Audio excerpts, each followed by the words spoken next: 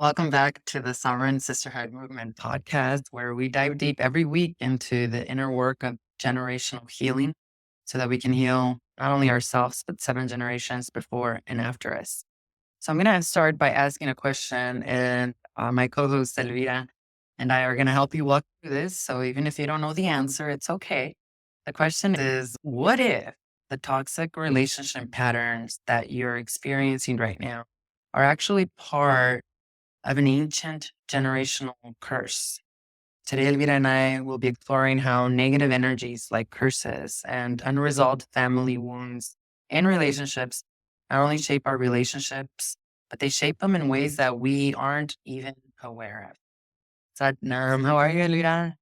I'm good. I'm good.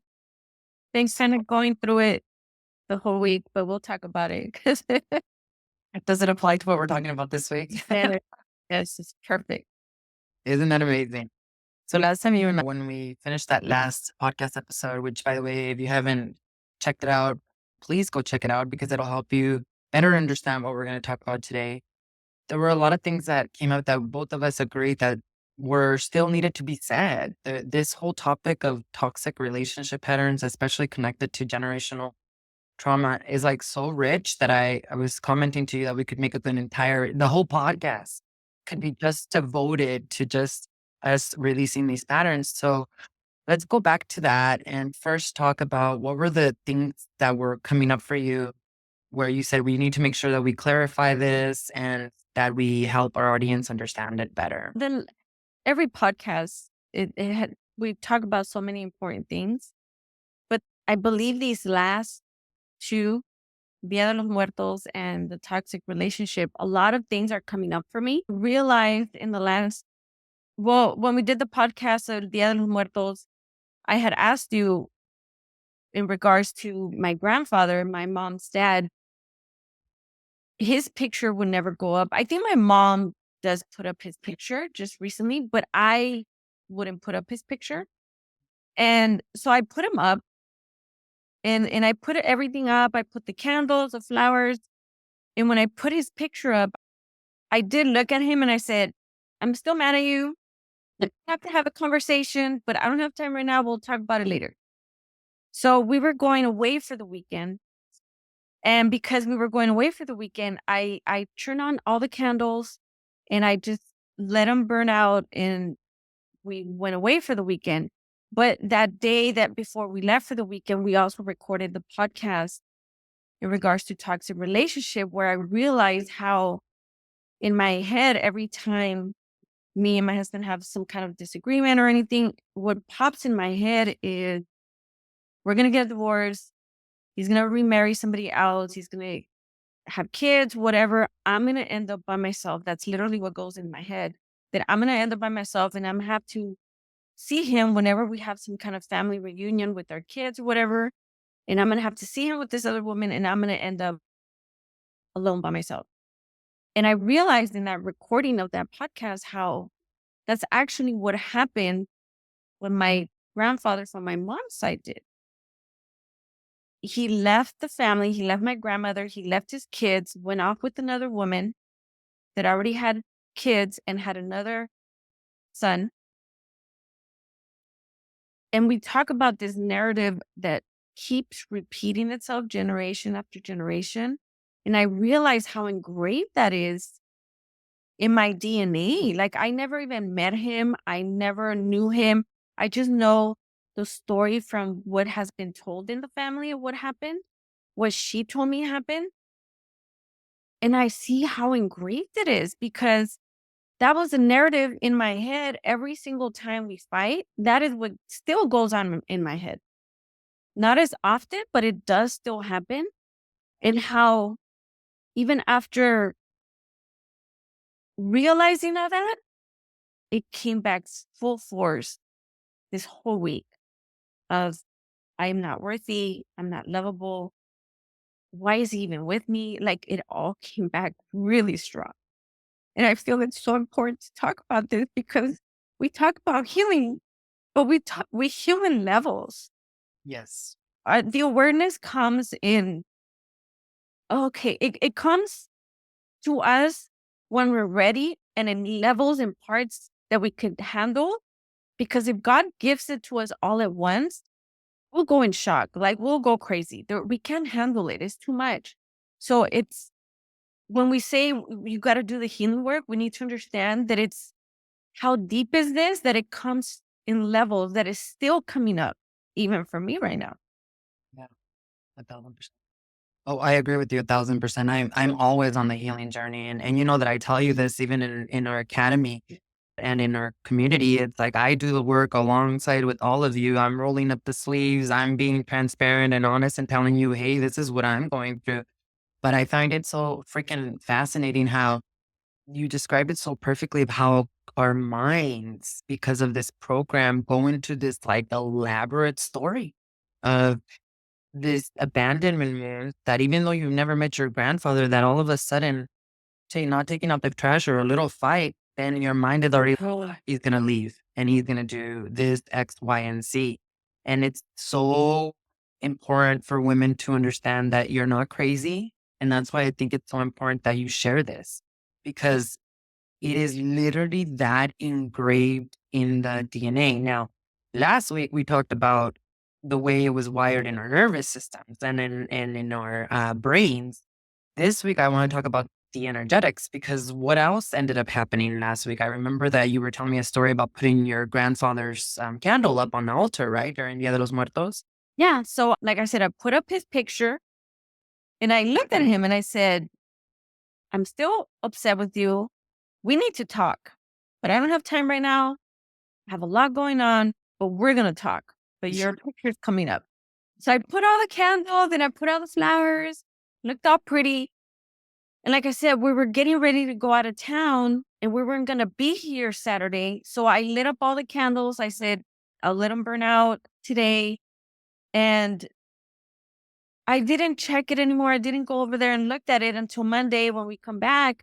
I go and look at everything and I see that one of the candles, it wasn't the one in front of him, it was next to him, but one of the candle holders, it's glass, it completely broke. And I was like, whoa, what happened here? At first I was like, one of the ancestors is mad. They're upset because I put him up, but that was the first thing that came to my head. But I was like, no, I think it's more because I mentioned to you, it was more the pent up energy that has been building up for so long because this pattern has been going on. I could see the 4 generations. We're starting the 5th, 6th generations that they're still young and they're still little, but it's so engraved that I see it in these 4 generations of our family. It's mainly the woman, like I said, the men as well, but mainly the women, they either get separated, divorced, and the majority of them end up alone. The majority. Men, I see it too, but they react a little bit more differently. They remarry or they just don't stay alone. But I have noticed how we've also talked about how we self-sabotage. My mom married a good man. Her father abandoned her, but she married a good man who has truly loved her, who has provided for her, who has supported her. But we get into this because I've done it. You've done it too, where we self sabotage. All we could see is other negative things about them. We can't see nothing good because we haven't healed this abandonment wound that causes so much. It makes us feel like we're so unworthy, we're so unlovable. Like my dad couldn't stay, he completely left me. So it doesn't matter how good the man is that comes into your marriage, that comes into your life, your spouse, your partner. If we haven't dealt with this, we haven't really healed, we're going to keep repeating the same thing over and over again. And it's so obvious because you see it in our lineage, you see it in our family. The same patterns keep repeating themselves because we're not talking about it. All I hear is all men are the same. They all cheat. They're all this. Everything that's wrong with them is constantly. Since I was a kid, I remember hearing this. So Yeah. until we deal with this, it's gonna keep repeating itself. And it's so important to keep talking about it. Yep. And then continue to unlayer all these things that have to be discovered. That's why the healing journey is not overnight. And when you shared that story with me, like I was like, wow, this is what generational breaking of curses Mm. looks like. Like that was the first thought that I received because I am in agreement with you about the pent up energy. Imagine an ancestor that never received love and that all they received was hate because of the choices that they made. And then all of a sudden you come and you offer this ritual to allow them to be part of the lineage again. It's almost like this pent up energy that just needed to explode. But then I started to think about curses because as it is, we do talk a lot. We don't talk a lot about curses and in the academy, but we talk about them as energetic blockages. But recently, I've been really getting reconnected back to my root. And some of the things that I've been really trying to understand better is curses, witchcraft, and also just these negative influences that keep repeating themselves in lineages. Because my ancestors, the Purepecha from Michoacan, they believed in all of that. I grew up in a household where I bet you anything that my grandmothers and great grandmothers practiced that, but they didn't talk about it. So my mom was never really exposed to it and she was made afraid of it. So her raising us, she would always just tell us witchcraft is not real, curses are not real. She wouldn't even let us venture into that. And it was probably because she was so afraid because of the things that she did see. Because in my own generational healing journey, I was able to reconnect with my ancestor to the point, my grandfather, where when my grandfather was murdered, he was already betraying my grandmother. And when he was betraying her with this woman that was basically the town, the one that they passed around in the town. But however, this woman was very much connected to witchcraft and curses and things of that nature. I saw that in a vision. And later I asked my mom, who didn't want to confirm it. She didn't really say yes or no, but I asked grandma. And later I was shown and told how that was the truth. Well, when my grandfather died, my grandmother found a picture of her in his wallet. And that's how she confirmed everything. And he took his last breath as she was looking at this picture of this woman. So then later through my own meditation practices and later confirming it through her, what I saw was this woman she was a sorcerer. She was a witch. But the one of those witches that practiced dark energy. And she had not only my grandfather, but lots of men, revolved around her.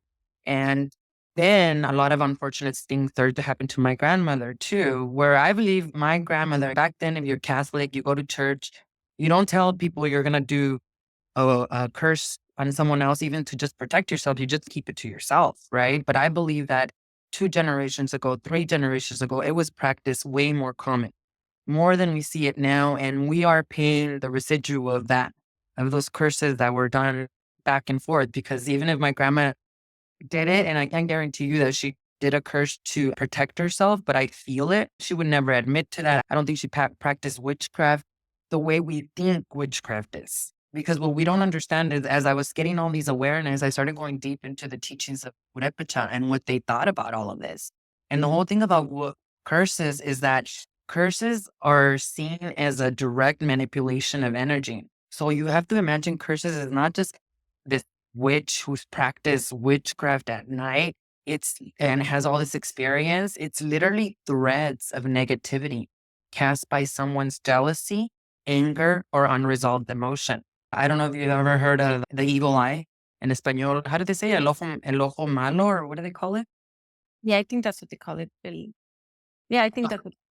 That was a big deal for me growing up. I don't know about you, but like my aunt knew how to cleanse with A. And that's one of the things that I just thought was normal. I didn't know it was a Purepecha tradition. And she hid it from people because she didn't want others to know. But now I understand what an important ritual that was. But evil eye, they did that because, for example, children, if you had a really cute baby and someone saw your baby and they wanted that baby, then all of a sudden the baby would get sick. And then my aunt would do these rituals where she would get an egg and run it through our body. And then she could even open the egg and see what was in there. And now I believe her. Like back then I was just like, because my mom never allowed us to believe in that stuff yet. Everyone took their daughters and kids to the saladoras and everyone did that, right? So when you started talking about all of this, the visualization that I got was the curses. Our aunts that sat around talking bad about men.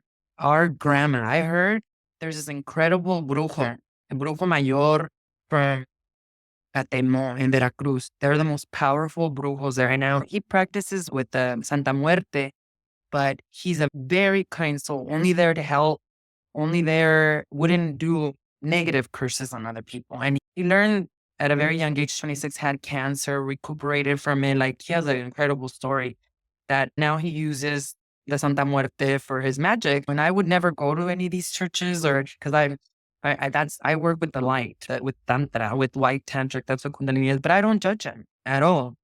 Do you, boo boo? You were born for a reason, that whatever you do in this world, I believe in karma.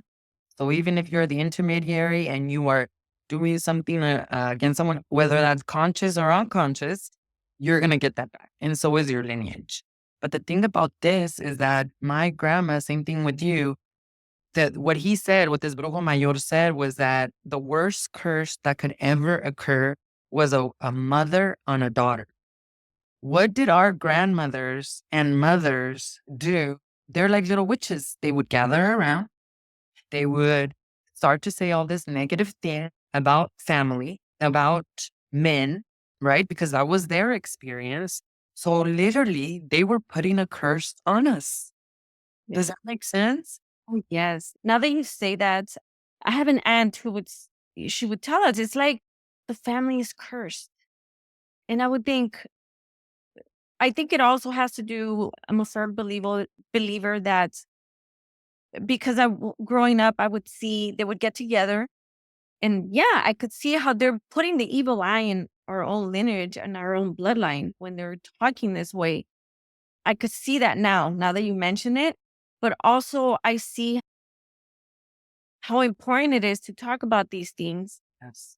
And to be able to look in the mirror, because I could honestly say I would self-sabotage my relationship, my marriage, because that is so engraved, that story of abandonment.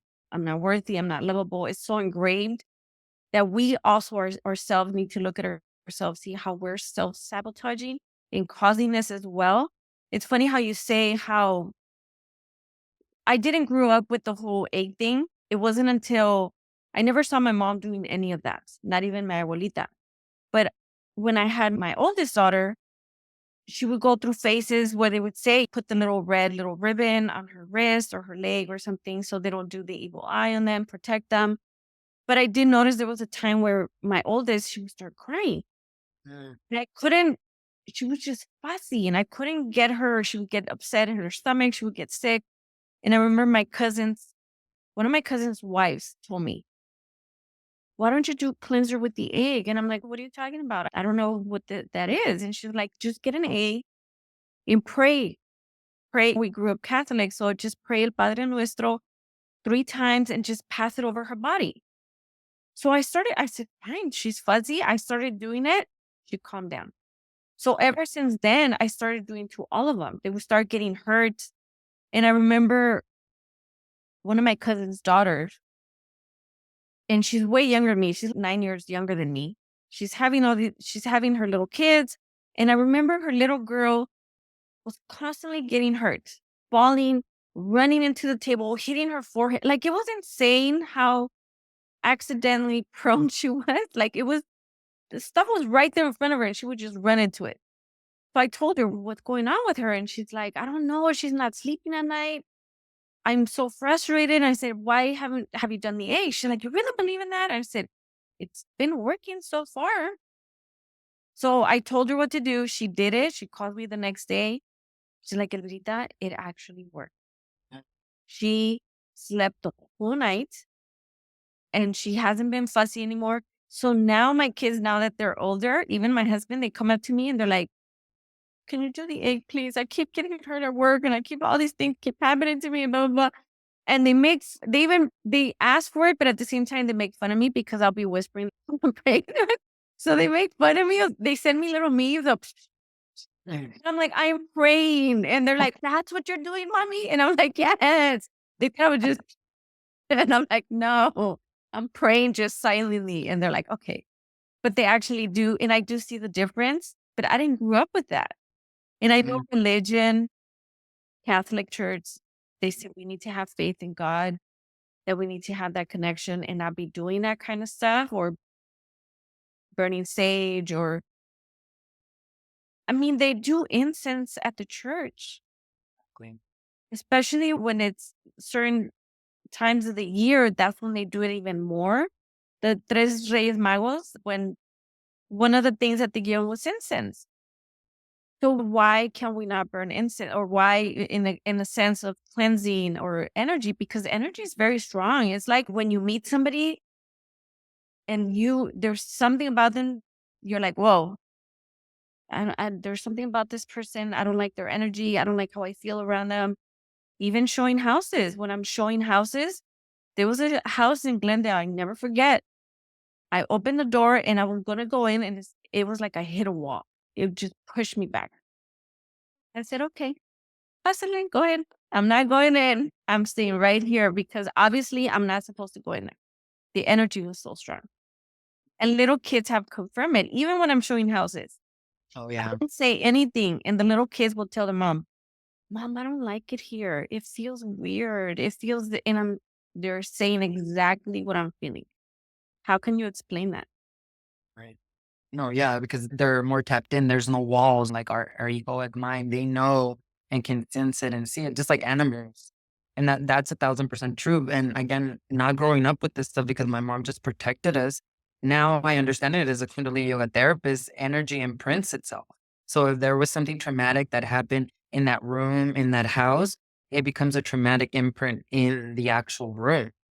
Same thing with us, right? If somebody says something negative to us, and we accept it, we don't have to take people's gifts. Now, we'll talk about protection right now in a few moments. We don't have to take anyone's gifts.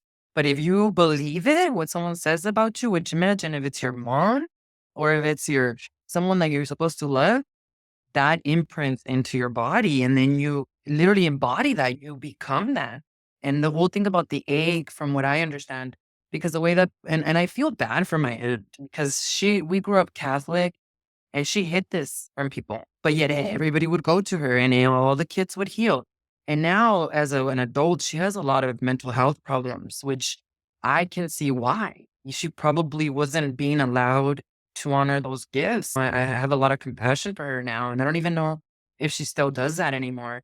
But I feel bad for her because this is not bad, or this is not coming from the evil. This is energy. All we're doing is grabbing the egg and transferring the energy. You have the negative energy that's in your body into the egg, so it could be released from you. These were rituals that our ancestors did. And we have negative energy for many reasons. It's not just what was told, what we believe about ourselves. If you're a coach, a therapist, a manager, a corporate leader, if you're leading people, there are people that don't like you. Social media. Social media, you post something, it's so common for people to be envious of you because what do we do on social media? We only post the best parts about ourselves, right? So unconsciously, that person might be like, I'm envious. I'm jealous. Who does she think she is, right? So you're going to be receiving, they're going to be sending that energy. But now that I know this, like, I'm less afraid because one thing that my mom did do right was that she connected us to God. So she wouldn't believe in these things, even though I feel like it's naive. And she knows she believes them, but she was trying to protect us. But she always got us really close to Jesus Christ or to God. And that has helped so much because my beliefs are that no one can hurt me. Yes, was a curse that kept getting passed on through the lineage, but I'm not going to. One thing that I don't like about the Hispanic community from Mexico is that then they say, "Oh, I'm cursed, so that's why I have all this bad luck in my marriage, in my money, this health thing that I'm going through. If someone did this to me." That's not true. They could try all they want, but you let it. If they tried, you let it. And how did you let it? How did you allow that? Well, you don't have a connection with God. So the Purepecha people thought cleansing is very important. So now me, I just this week started a ritual of a weekly egg cleanse that I should have been doing a long time ago. Even Gabor Mate, I don't know if you heard about him when he went to go do Mother Ayahuasca. He had a ceremony. I think I told you this story, right? where he went in there and the shamans had to take him out of the room because he had all these pent up energies of all the people that he had helped. He couldn't even be in the same room with other people. So they took him out and they had to go cleanse him. Imagine what that was doing to his nervous system, to his brain, to all of those things. So he's the therapist that helps with these things. So one thing is the egg cleansing. For sure, I'm doing that on a weekly basis now because that's what I work with energy all the time. But they would also talk about herbs like sage, copal, all the things that we use in church. By the way, Los Tres Magos, they were magicians, they were sorcerers. I'm just like, what? I know, right? Why were they called that? Even King Solomon, when you look at the King Solomon story, he didn't call on God for help. He called on this witch, a white witch. I forget her name. How come they don't talk about that at church? Again, it's these things that are made you feel like are demonic so that you don't step in fully into your power. And truly, and it's not all churches and not all priests, and it's just the way it's not all Christian people. I don't want to generalize, but as a norm, the church was created by the Roman Empire to give you a set of teachings, leave out certain things from the Bible so that you wouldn't fully be afraid. So you would fully be afraid of your power. That's ultimately what it is. But ultimately for me, the protection is my daily meditation practice. My daily meditation practice, you can protect yourself with sound, mantra chanting.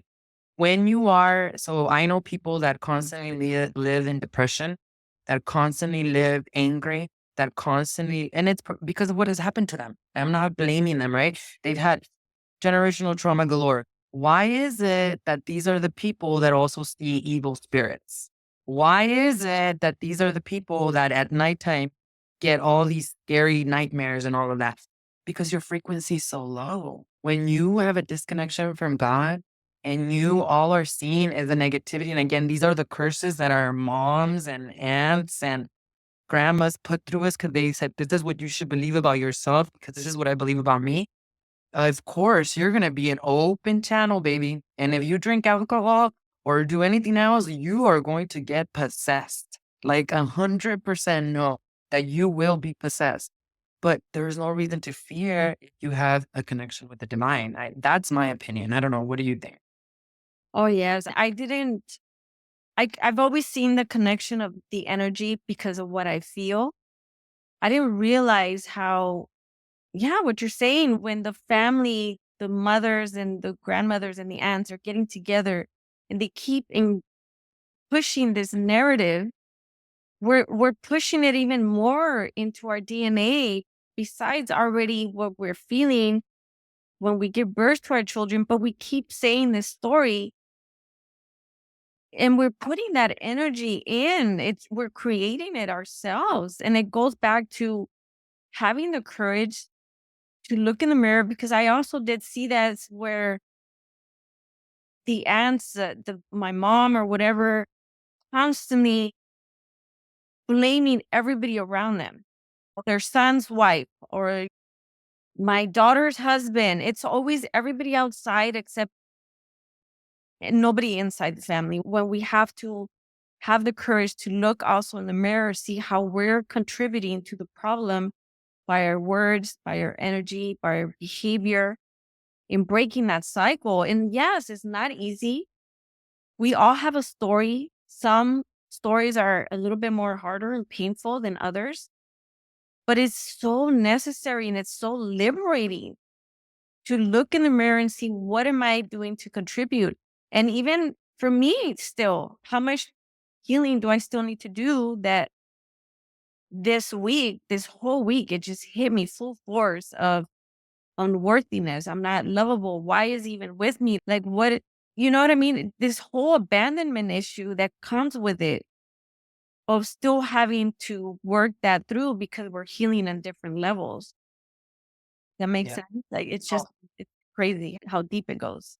Yeah, and not only that, it's such a great example of what happened. So look what happened with you. This is how it shows up in real life. So people are like, well, how does this work? Because I don't believe that. I just think I have bad luck, or I just think men are the scum of the earth.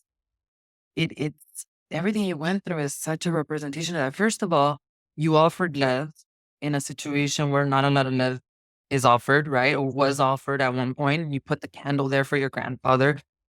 Big relationship pattern there that needed to be broken. It breaks. But what happens? You get mentally attacked by these that's the curse. Yeah. It's the curse that Yeah. I'm talking about. So that's why I was trying to tell you. The only thing, and it's so uncomfortable, I know that, because this happens all the time to me too, as I'm breaking these curses. But then how do we end up breaking it there? How are you going to respond to you? It's not even, we don't have to go back and find the ancestor and beat his ass or what, you know what I mean? We don't have to rectify the people that are alive and they have to change. No, it's when these curses show up in our lives, how am I going to respond? But the only way you're able to do this is because all the healing work you've been doing already to get the most important first step, which is awareness. Awareness. How many women are in toxic relationship patterns and are just, again, it's bad luck. It's bad luck. It's bad luck.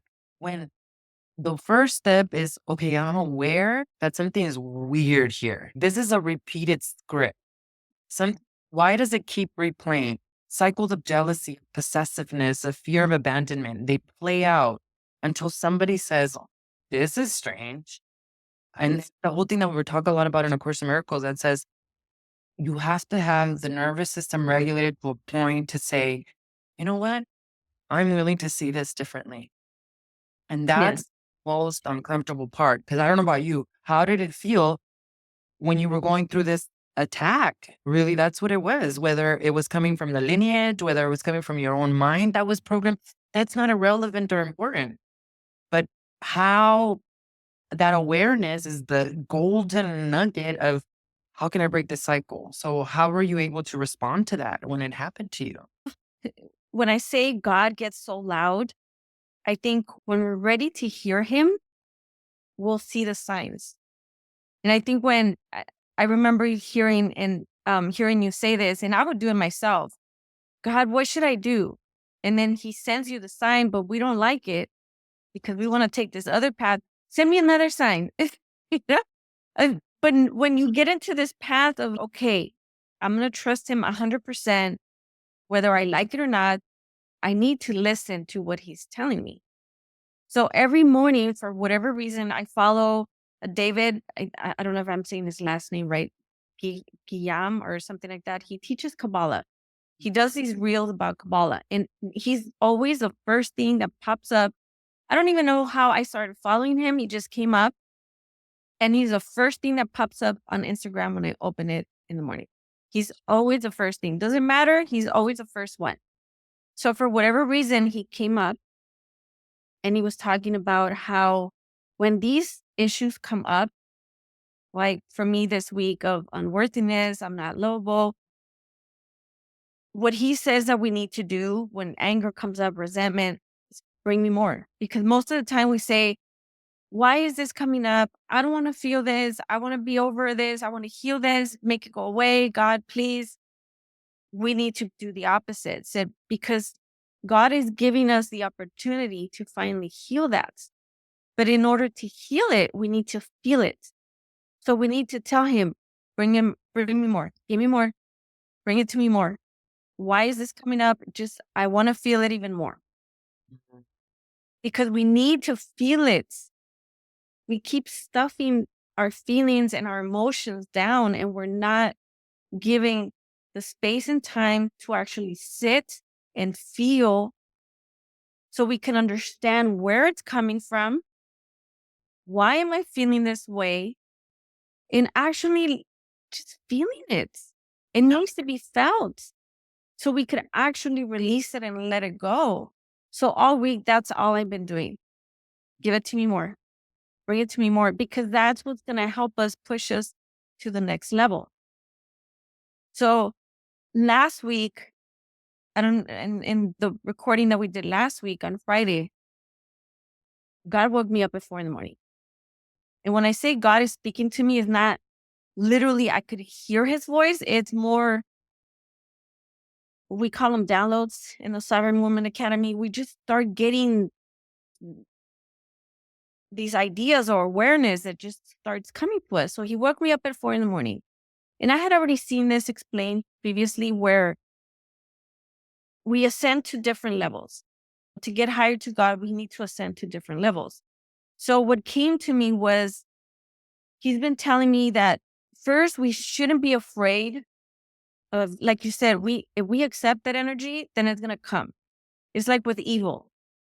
It cannot do any harm to us as long as we know that we're divinely protected. Nothing can hurt us. Nothing. He's been very clear about that. When you know, when evil's looking at you in the face or you're facing these jealousy issues from other people or whatever negativity, when you know that he's on your side, none of that can hurt you. What he was telling me in the morning was that the easiest way for me to explain it is he put it like in a video game. So in life, we keep repeating these same cycles over and over again, even in ourselves, in our lineage, the same pattern over and over again until we finally learn the lesson and we ascend to the next level. So if you pay attention on a video game, I'm not a big video game player, but I remember playing as a kid Mario. And every level keeps getting harder and harder and harder until you could get to the top. So what God was telling me, life is like a video game. So you're going through this level, you got to do the jumps and the hoops and go through this level and learn the lessons, and you keep repeating it until you finally finish it. So you ascend to the next level. And then you got to keep learning the lessons that God is teaching you. And if not, you're going to not literally always die, but you're going to repeat the same and go through it again until, and it keeps the same lessons keep coming to you to make sure you're like, oh, let me get away from that. Oh no, I already learned my lesson. You're the same guy that I dated 10 years ago. I'm not doing this again. You get to the point where you're learning. You're like, I'm not going down that road again. And you keep passing these lessons, but as you keep ascending higher and higher, it keeps getting more difficult. It's not going to get easier.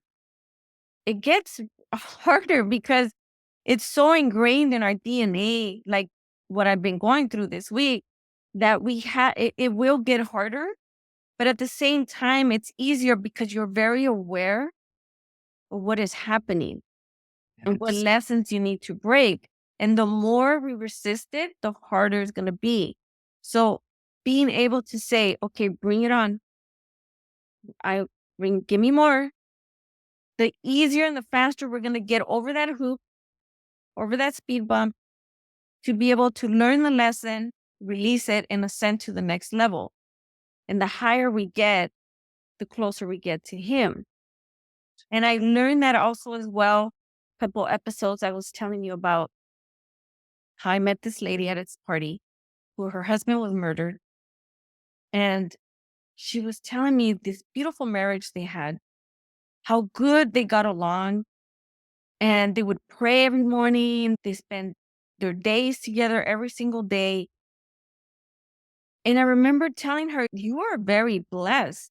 And she looked at me like, what do you mean he died? I'm like, no, your marriage, you had a very blessed marriage. And to me, to be able to get to that level is because her lineage and his lineage has already ascended to these higher levels where they could actually get to that point where their marriage was a beautiful marriage. So we have to, when we say we have to keep growing and every generation needs to do better, because we're breaking these cycles. So when our kids, pray to God that our kids and our grandkids, they'll be able to have those beautiful marriages and keep ascending closer to God. We're helping them ascend to get closer to God. Yes. So beautiful, sister. And I think that woman that came to you was twofold. She was there to show for you to help her realize how blessed she was, but also to show you what your children are experiencing because of the work you have done. And that's beyond beautiful. And what a freaking novel idea to have a negative emotion and say, bring me more. Like that is so powerful because we do the complete opposite. And you're right, because we have to feel it to heal it. And that's the healing journey, which is why it's so layered. It's like a cycle. Like things come back to us as a repetitive way, not like God punishing us. This is the university. We're here to learn unconditional love and to be able to say, bring it, because we also know that God will only give us what we can handle. That I can guarantee you, because what God has given me, I don't know. I know what I've seen other people go through. I don't know if I would have been able to handle that, to be honest with you. I think mine is as extreme as it can get. And I know that God is very wise in that. And then that's the whole thing where our meditation practice comes in, because the whole thing about meditation is that meditation is not about you going into a coma. It's about you feeling what you're feeling. And that's one of the things that I love about Kundalini Yoga, because it's very active. So somebody who has a lot of like trauma or curses or things of that nature, energy blockages, to tell them to go into complete silence and just close your eyes is like putting them into induced anxiety. But the thing about it, and I don't know if you've noticed this, is that's not where all the work really happens. Like you do the meditation to regulate your nervous system more, then you go out into the world and then you become more aware.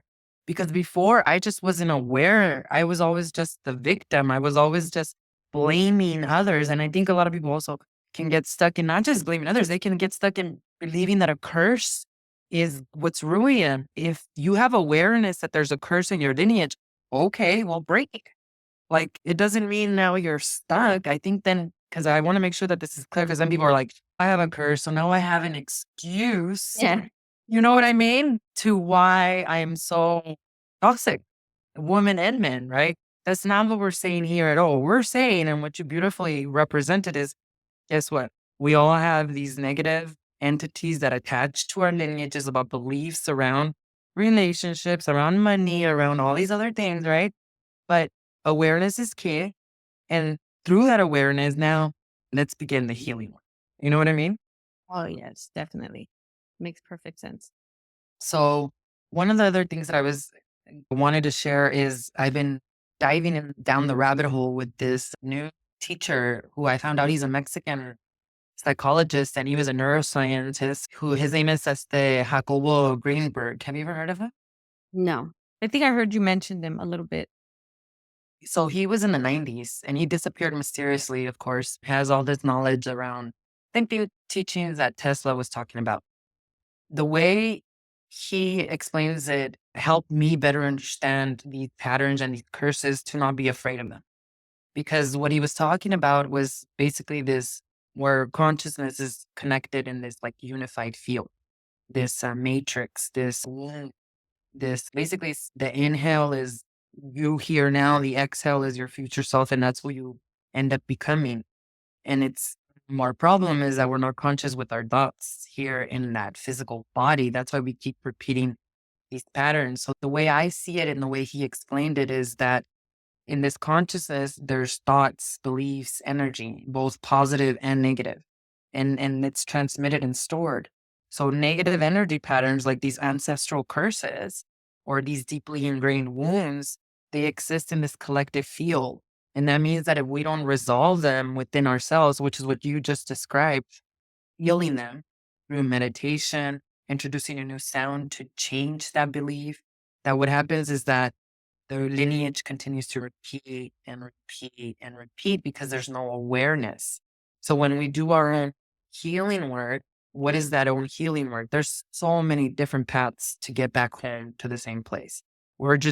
I'm just sharing what I did, and Elvira as well, personally, to do this. But that's where the energy work has to come in, because you can't disrupt the pattern if you don't deal with the past generations. And the way you deal with the past generations is you end the pattern through sound, through frequency, because this is a unified field. It's just vibrating based on your beliefs. So if you change your beliefs, which come from your nervous system and your brain through meditation, this unified field completely changes. So it's almost like people that have had miraculous healings. There's this one woman who I love. Her book is called Dying to Be Alive.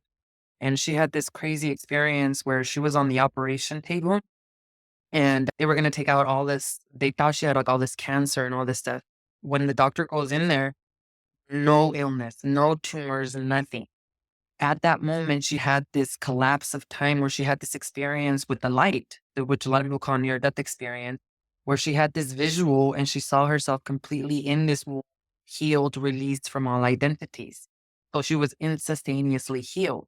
So what Greenberg and what Kundalini Yoga teach is that we can use our breath, our mantras that we chant, the meditations that we practice, because it's the science of energy, to awaken that Kundalini energy within us so we can access this unified field and change the pattern at the root cause, because at the root cause is our DNA. And this unified field is our DNA. Our DNA is a vibration of it's a trenza, a braid that is braided with all these thoughts, feelings, and emotions, these curses that have been passed down. So when we introduce a new sound, when we introduce a new breathing technique, we're affecting the unified field, which is affecting the DNA, which is affecting your experience in the physical realm. Does that make sense? Oh, yes. I remember when I first started Kundalini Yoga, like I said, I couldn't explain certain meditations, how my soul, literally my soul felt so happy. It just gave this life to it that I was craving so much, and I can't explain it. But even then, I I had a really hard time sitting and meditating. Couldn't I couldn't just sit there with my thoughts. It was, and I've talked to other people about it, and they tell me, "Yeah, I can't meditate. It's just I can't just sit still." And that's, I think, when we mostly need it. And I've noticed these last couple of weeks, a lot has been going on with me that I haven't been consistent in my sadhana. I still do it, but we went away for the weekend, so I didn't do it those days. And to me, I say, okay, it's fine. My sadhana is spending time with my family. But I Yes. do, which I do believe that as well. But I do see how having my daily sadhana and be able to sit there and meditate and make time for my feelings, how much it regulates my nervous system, how much it calms me down, and it calms these crazy thoughts that come into my head. And the more that I fight it sometimes, because I'm like, "Ugh, 30, 35 minutes. What is 35 minutes that I cannot give to myself to meditate? Are you kidding me?" But I do see the difference on when I am more consistent. These crazy thoughts don't come, or they don't stay long. But I do feel it is very important to bring it, even if it's just, if you want to sit there and just pray, like I said, go out in the sun. If you're not ready for it, you're not ready. But personally, from my experience, from your experience, from the other women in the academy, our experience with Kundalini Yoga has been in another level where people in the religion, unfortunately, they engraved that in people, that it's bad, that it's so bad, and you're letting evil spirits in, whatever. That has not been my experience at all. If anything, my connection with God is so much more stronger. And unfortunately, people see, oh, but you don't talk to so and so. What do you mean your connection with God is not that? No, it's people need to understand I'm working on myself right now, and I need to have these boundaries for my own peace of mind and for my own mental, physical health. And if people can understand that, then that's their problem. But it's done wonders. It's just to be able to sit and meditate and be with your thoughts. And if you can't do it, then you probably need to force yourself even more. Yeah. No, there is. There's a quote out there that says if you don't have 3 minutes to meditate, you should be meditating like an hour, because something's wrong with your life. Something's really. And in Kundalini Yoga was made for the householder. It wasn't made for a guru that sits in a cave and meditates all their life. It's for the householder like you and I that are running businesses. We're helping people. We have a household, a family, and things of that nature. The key about it is the nervous system regulation. The only reason why you are so aware now is because you have a dedicated practice that helps you regulate your nervous system. What we're talking about here, if you've never done any type of meditation work, if you've never done any type of shadow work, first of all, you're going to be afraid of curses, and you're going to be afraid of witchcraft, and you're going to all this is going to be something that you don't even want to talk about. Second of all, even last week's episode, you're going to say bullshit. You're telling me that I am the problem. You don't know what I've been through. You don't know the men that have come into my life. if I'm triggering you or if Elvira's triggering you, I'm doing my job. Because if you are being triggered, there is something inside of you where your sovereignty needs to be taken back, because nothing in this world, not a curse, not a generational pattern, not even my parents, can prevent me from truly being who I am now. At the very beginning of my healing journey, you told me that I told you BS, right? Even when I first found A Course in Miracles, I threw that book away 6 times and it kept finding me. And I was like, no, I don't want this. I don't want this. But it's exactly what you have described. The more that I did do it, even for a little bit, the nervous system got more regulated. It's the ascension process that you were talking about. The higher we get to God, the higher we get to God. Why does that happen? Because you're regulating your nervous system. When you regulate your nervous system, what that means is that you're doing breathing techniques, mantra. So that changes your nervous system from constantly being under fight and flight, someone's going to attack me, to retraining it to learn to relax and go, relax and go. That's what breathing and meditation does for you. So if you're like that, when stuff is going down in your day, like a business partner, a colleague, or your husband that's pissing you off, you're not reactive. You are responsive. That doesn't make you a pushover. What that means is that you don't add commotion to the drama and you can stand in neutrality. And even especially if those thoughts are coming from you, it's not that I don't have negative thoughts anymore. It's not that I do this work so I'll never have a negative thought about myself or my relationship, whatever. I do this work to train myself, to prepare myself, and how am I going to respond to life? Because guess what? We're not going to be able to prevent life. You have children, you have parents that are going to go through their own karma. And if you spent your entire life trying to fix someone else, that's what we do as women. Let me bypass what's going on inside of here and let me just focus my attention on fixing this child of mine or this husband of mine or this parent of mine. That's just bypassing, because what you're doing is you're skipping over on what's important to you. So there's nothing to be afraid of. Think of this as a science of energy to regulate your nervous system. That's how I see it. Is it a spiritual practice? 1,000%. But it came before religion. It's 5,000 years ago that this started. And truly, I think in this age of Aquarius, in order for us to break cycles, we have to do things that our ancestors never did. We have to experience healing modalities and take these paths that they couldn't because of the lack of money, the lack of support and knowledge, and the lack of even worthiness. Because we think that we come into this healing journey like we're so broken. No, no, no. If you say yes to the healing journey, you already have a high level of self-worth, or even allowing yourself to go into this journey. I believe, and that's how I see it now. Oh yes, I do too. And it comes to us when we're ready. When we're ready, God will put it in front of us and he'll let us know. If we have to, honestly, I think with me, I could hear him a lot more clearly now because of my daily meditation, of my sadhana, because I am more calmer. Before, I couldn't hear him, or if I thought I heard him, but I don't think I heard him clear enough, or I didn't like what he said. You know, give me another sign. After 3 signs, I'm not sending you anymore. I already sent you like 7 and you're not listening to me. Right. And but I do hear him a lot more clearly now, for sure. And I Yeah, really and feel that. yeah, and it goes back to prana. When you're doing meditation, you're inhaling and exhaling, all those breathing techniques, the mantras are filling you up with prana. So why we can't hear God and why we're so afraid of people hurting us from the outside is because your body's right. When we have generational patterns of trauma, if you're constantly fighting with your partner, like you never forgave him for what he did to you, he never forgave you, all you're running through your system is cortisol and adrenaline.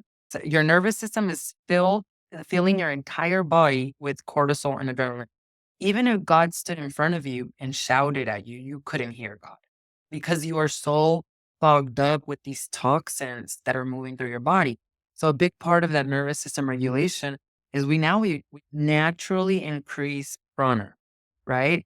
And again, I remember when my grandmother transitioned 2 years ago, my meditation practice for a month was crying, anger, frustration. I should have done more. And even not just that, there's other days where it's not a walk. War at all. It is not. It is like I'm in World War III. But I force myself. I also think that it's very healthy what you said, that if you skip a day, now you're not mad at each other, at yourself for that, because that's not the way God wants us to be with our meditation practice either. God doesn't want us to now feel like we do need anything. Ultimately, we don't need anything but ourselves, our own knowledge, our own being and everything. But we have to admit that as women, we have very unregulated nervous systems because of generational trauma. Our brains are fried because of the trauma, as well as because of the consumption of information. We live in a completely new level of consciousness where we must do this preventive medicine. Otherwise, that's why people have so much depression and these immune diseases. It all goes back to the nervous system.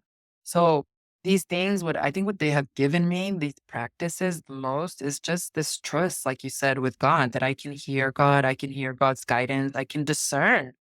And also, even because a while ago, I was so afraid to even look up curses, or I was so afraid to even look at witchcraft, or I was so afraid to look at those people because that's just not something that I was raised with, right? But now I can fully go into the Purepencha traditions. What did they believe without feeling afraid? And also make my own discernment and decisions of what aspect of that do I want to bring into my life, like the egg cleansing or things of that nature. So it gives you a lot of courage to just be yourself without worrying what people think of you, without worrying, even especially your parents and family, right? But without worrying what anyone cares, is because you're being guided by something that is even bigger than yourself. And that's what Yeah. I. Yeah. I remember my mother-in-law telling me a story allá in Mexico in El Rancho, how something happened with this family, this couple in El Rancho, that the woman got very upset with the husband y maldició las tierras. She was very angry and she said, I don't know if she literally said, I hope it never rains here, but she was so angry how that she just said, I hope this land never provides, never produces anything. But she was so angry at her husband that my mother-in-law says that ever since then, it'll rain all around and it won't rain there, the crops there.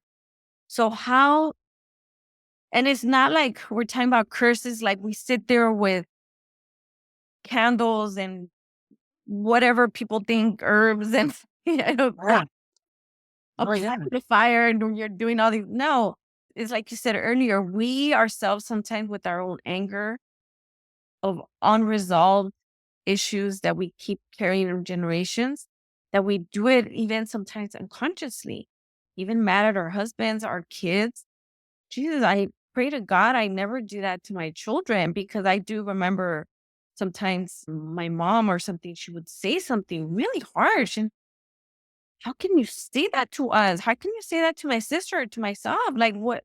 We're your daughters, you know what I mean? But in that anger and that resentment, that's where the curses come in. And it's so important to be aware of that and to be able to sit with our emotions, like I said, and it's the only way. It's the only way. It could be very hard and painful, and just cry it out. Sometimes it takes days. I've been all these it's getting easier, but the first couple nights, I was just really going through it.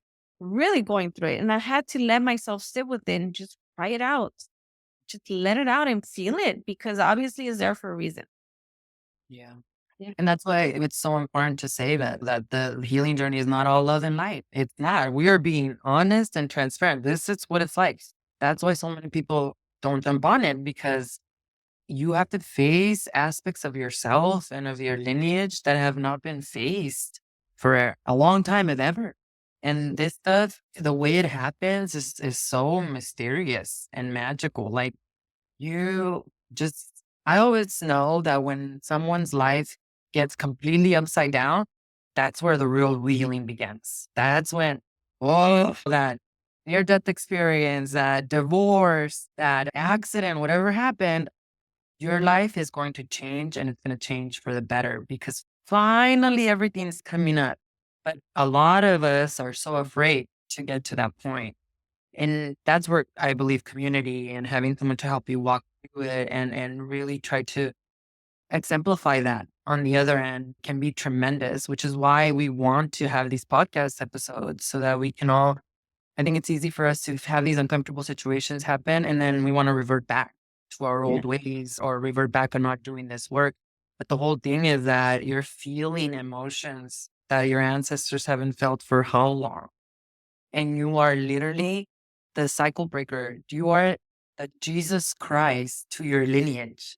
Like you're the one that comes and says, I'm here because I'm willing to see things differently. Instead of all this hate, instead of all this anger, and believe me, I've seen the worst damages in families that could happen that should have been broken up, but because of this work are not broken up. And a big part of it is, like you said, we got to talk about this stuff. We no longer have to stay quiet. We have to talk within our family lines, and that's hard, very difficult because a lot of times they're the ones that started the curses, right? Yeah.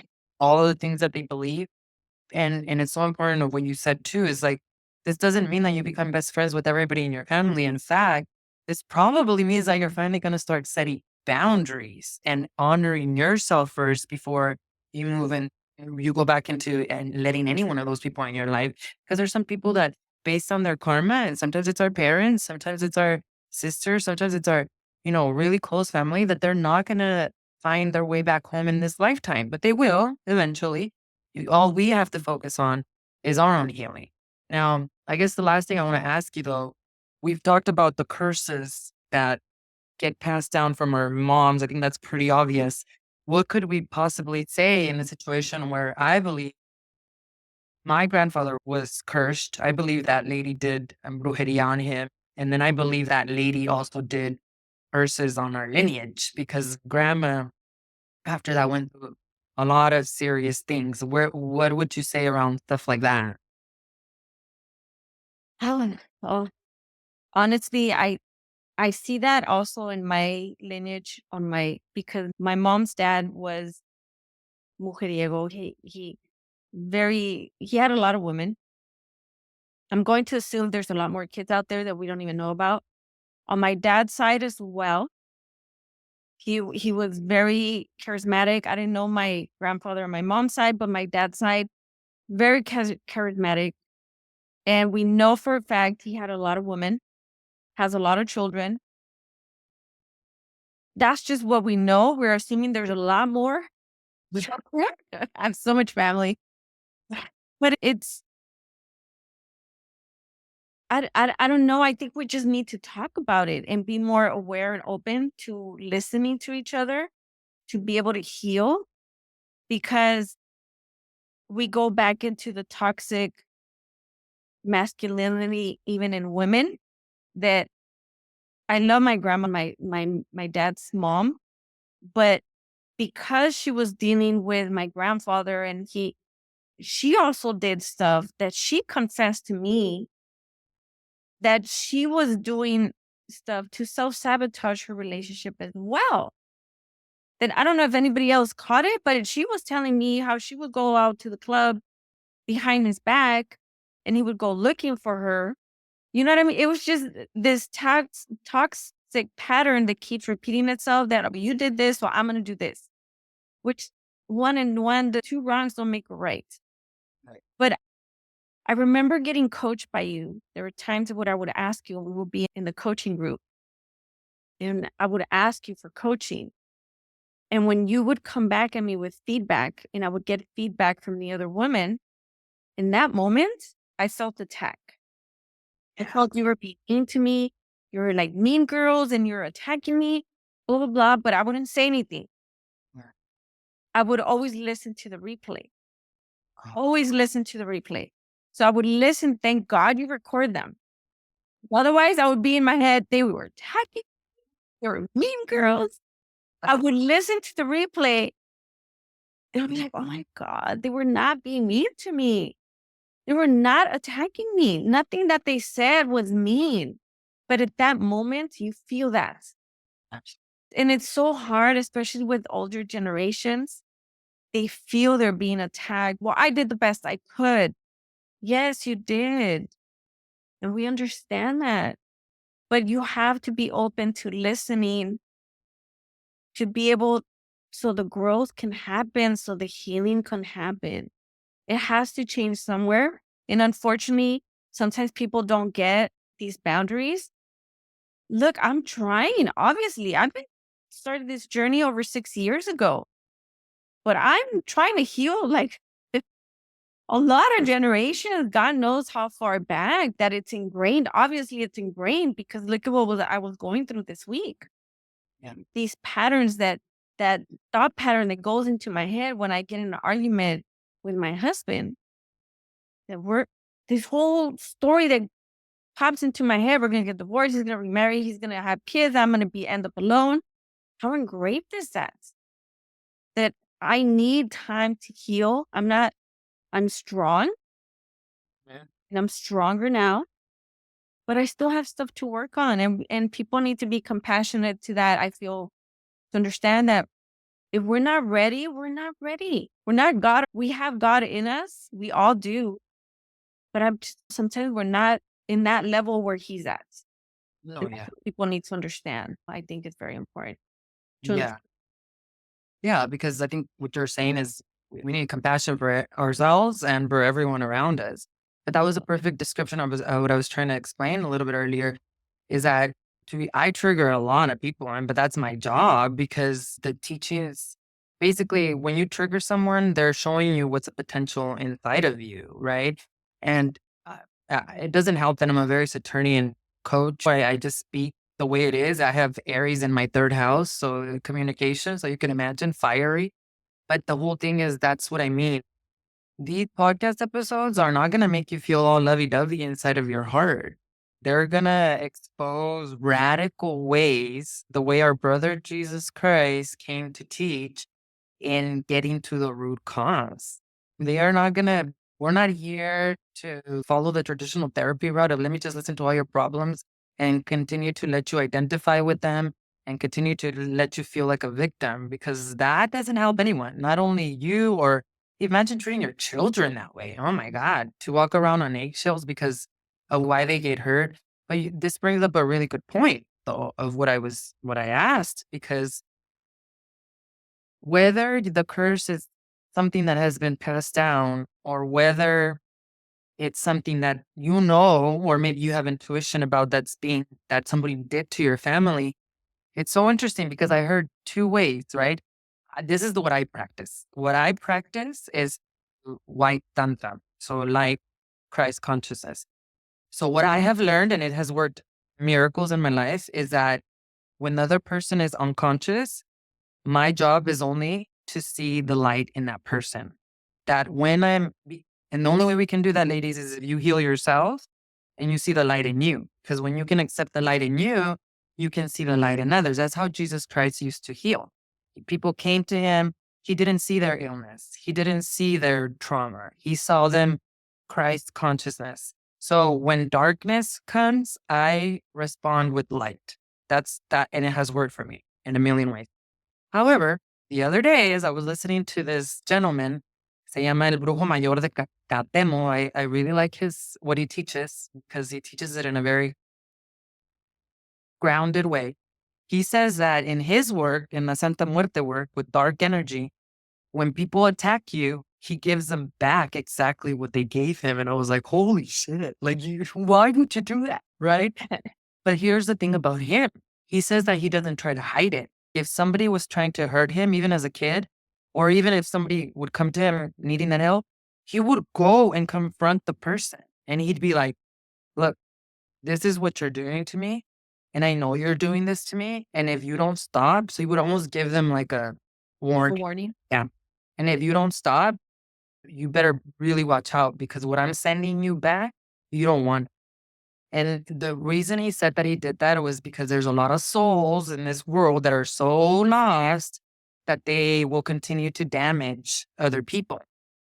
And I understand his point of view because even Jesus Christ, if people would go up to Jesus Christ and they would want healing, he would ask them. He would ask them like 3 questions. And one of the questions was like, why do you think this happened to you? And if the person was like, oh, I'm a victim, my parents did this to me, my society or whatever, then Jesus Christ would be like, okay, then you didn't learn the lesson.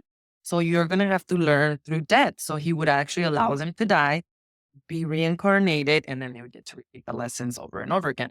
So it made sense that way. And what he said, in my own opinion, the way that I have been able to break these curses of what has been happening is because I have responded with light. And that light has protected me. And in a situation when my biggest Judas that I had to confront, the person that has had hurt me the most in this lifetime, right? When I faced this person, I came prepared, covered with the Holy Spirit. Let me tell you, I don't even know what words I was saying. There was another person in the room that watched this whole interaction happen when I was finally able to face my biggest Judas. And the other person was like, girl, you were like channeling. I don't know where you were, but there were things coming out of you that I don't even know how they came out. And the other person who I had every right to be completely angry with and abuse and do whatever I wanted to, literally completely melted and healed in front of my eyes, And since then, it has been a complete liberation and release of all of this stagnant energy. So I think it goes both ways. I don't judge the way that this other Ruho does it. I understand him because of the way he understands energy, but I don't particularly believe that I would be capable of doing that because I think that's what my ancestors did. I think that many of my ancestors, is not that they practiced black magic per se, but I think they used it to protect themselves. And I feel that's what kept the curse repeating itself. I don't know. What do you Yeah. Yeah, I completely agree. And I couldn't either. I think I was watching last night with Suzette. There's a series that came out. I don't even remember the name, but it's Jesus Christ's life. It's his life.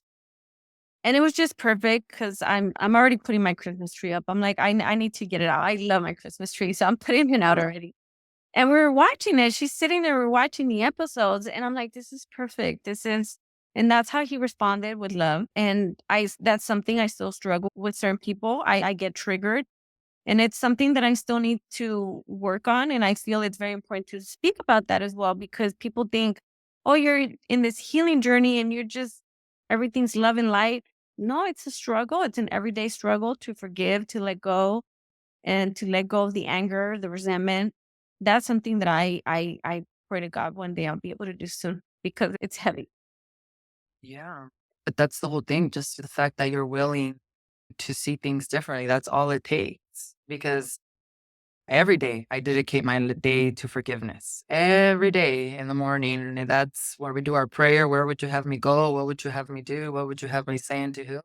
That's me getting out of my own way and allowing God to use me. And I know that every day I have to dedicate myself to forgiveness, not just forgiveness of myself, because I'm not some kind of martyr, but forgiveness for other people too. Other people go unconscious.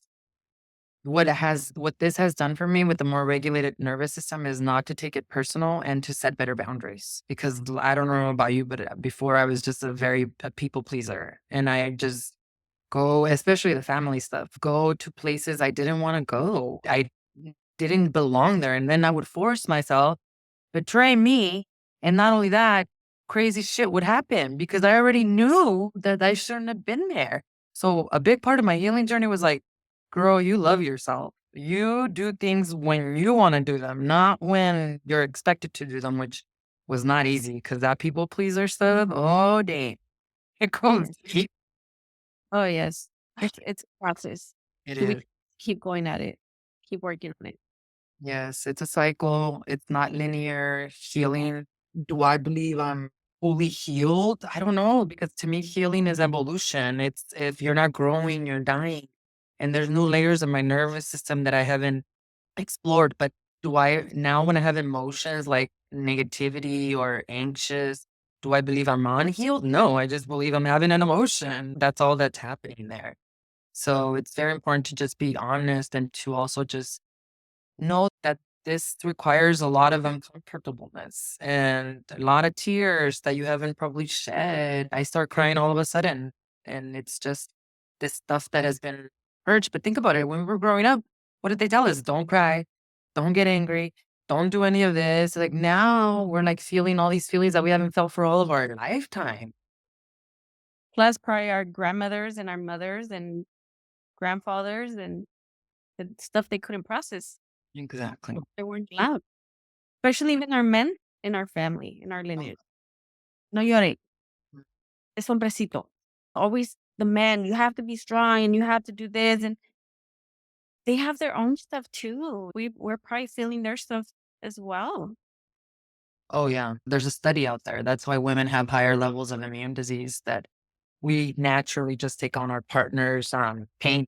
And after COVID, I think it wasn't Dr. Gabor Mate, but he did a study on it, also on the immune systems of women. After COVID, they found that it was so odd that women had higher levels of immune disease issues.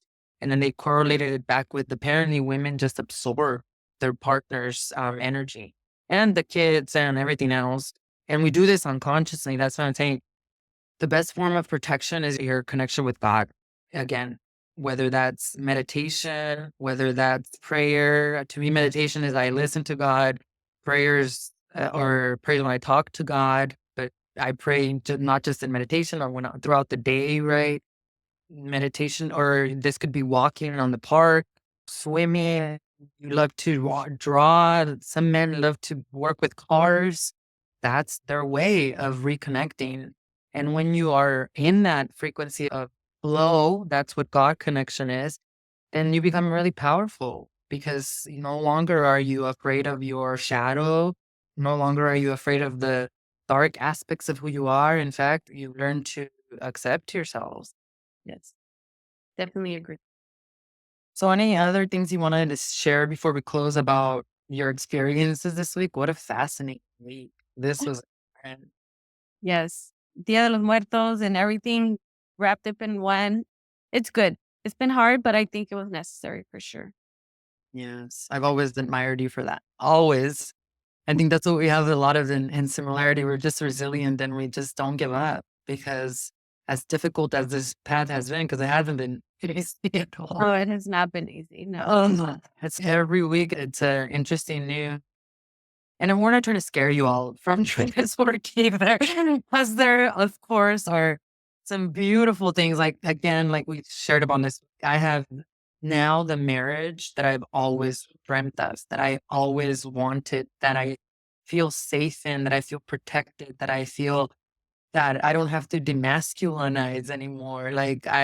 Looking now, I feel incredibly abundant and prosperous in all areas of my life because this type of beautiful way of living, you can't buy it. And I'm not saying that having money is a bad thing at all. What I'm saying is that my value systems have completely reshaped themselves, where the biggest curse that I did have to break was of the toxic relationship patterns. And at one point, I know that I believe my husband to be my biggest Judah. And I know that through this work that I've done and with the Course in Miracles and Kundalini Yoga, I deserve the life that I'm living now, the life that I'm living of having a conscious relationship, having a relationship where I don't feel worried if they're going to abandon me or betray me, or weird stuff comes up like that with the visuals. But like you said, you nip it in the butt. Where before it was like, I lived that way. Like Yeah. I lived the entire time, which I'm surprised that we even stayed together. Yeah. So this has been very amazing. And like I said, we could probably do 80 more episodes on this, and I'm sure we will come back to this subject, don't you think? Oh, yes. Yes.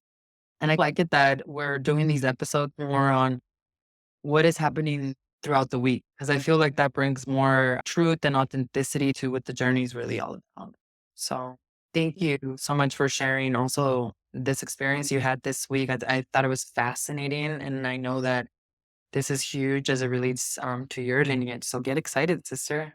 Yes, definitely. I think it's not an easy journey, but it's a very rewarding for sure because you do have healing with your children, with your spouses, with loved ones, and when you're ready. So it's definitely worth it.